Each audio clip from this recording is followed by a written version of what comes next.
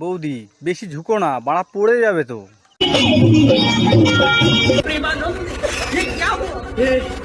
बड़ा हरामी हो बेटा।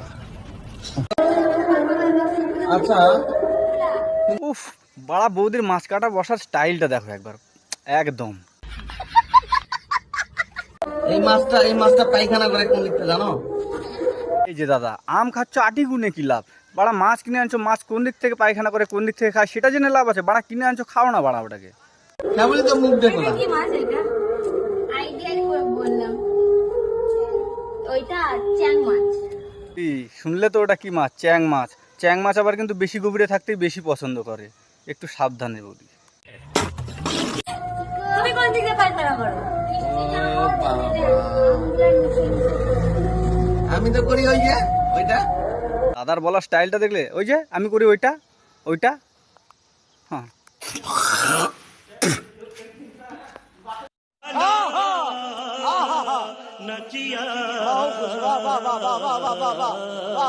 হ্যালো গাইস, তোমাদের আজকে আমি একটা কথাই বলতে চাই। যারা আমাকে বাজে বাজে কমেন্টস করো, তো তাদের আমি একটা কথাই বলতে চাই। দেখো, তোমাদের আমি আগেও বলেছি, যাদের আমার ভিডিও ভালো লাগবে না তারা আমার ভিডিওকে স্কিপ করে যাও, অ্যাভয়েড করো।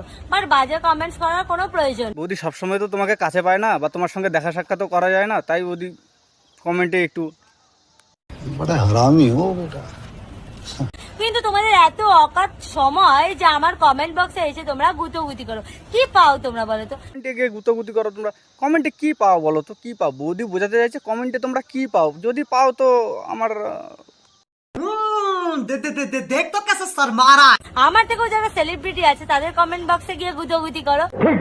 থাকতে পারে বৌদি তোমার থেকে বড় বড় সেলিব্রিটি, সবাই তো আর তোমার মতো ভিডিও বানায় না। আর তোমাকে গুতোগুতি করার কারণটা আলাদা, তোমার প্রতি ভালোবাসাটা একটু আলাদাই বৌদি, বোঝো। আমার বুড়ো বর, আমার যেমনই বর হোক না কেন, তোমাদের এত গায়ে জ্বালা পোড়া হয় কেন? বুড়ো বর হলেও বৌদি দাদার কিন্তু শখ কম নয়। তাহলে কেন? হ্যাঁ, বরটা তো আমার আমার মাছ। আমি লেজে কাটবো না মাথায় কাটবো, সেটা আমার ব্যক্তিগত ব্যাপার। তোমাদের এত ফাটে কেন? হতে পারে মাছটা তোমার, তুমি মাছটা লেজে কাটবে না মাথায় কাটবে সেটা তোমার ব্যক্তিগত ব্যাপার, কিন্তু মাছটা কোন দিক থেকে পায়খানা করে কোন দিক থেকে খায় সেটা তো জানাটা উচিত না না তোমার, কারণ ওর সেটা পার্সোনাল জিনিস। তোমার যেরকম স্বভাব অন্য জিনিসকে নিয়ে টানাচেরা করা, আমাদেরও সেরকম স্বভাব। অন্য কিছু দেখলেই বাড়া বুঝতেই পারছো।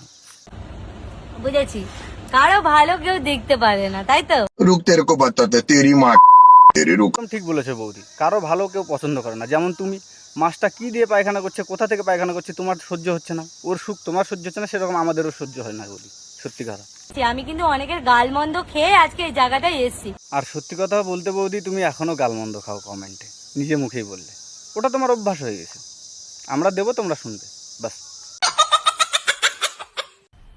मजा आया और मैं ये जो मजा है हिंदुस्तान के हर व्यक्ति को देना चाहता हूं।